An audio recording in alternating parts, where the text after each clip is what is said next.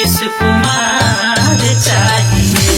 ओ नया बिहार चाहिए, नीतीश कुमार चाहिए।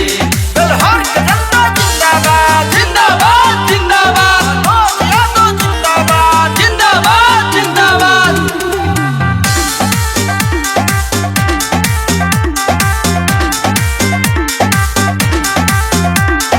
जनता में अब की हो बटे हाहाकार, आवता फिर से मनोज यादव एक बार।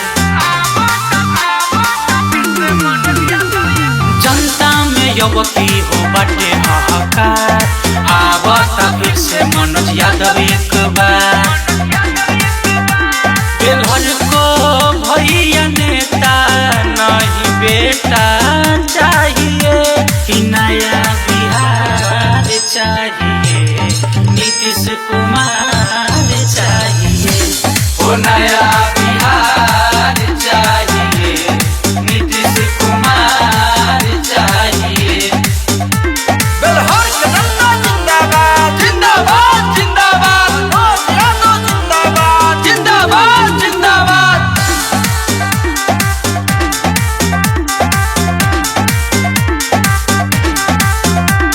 शिक्षा के भैया जे आई हो बात, बानी हम मनोज यादव के साथ।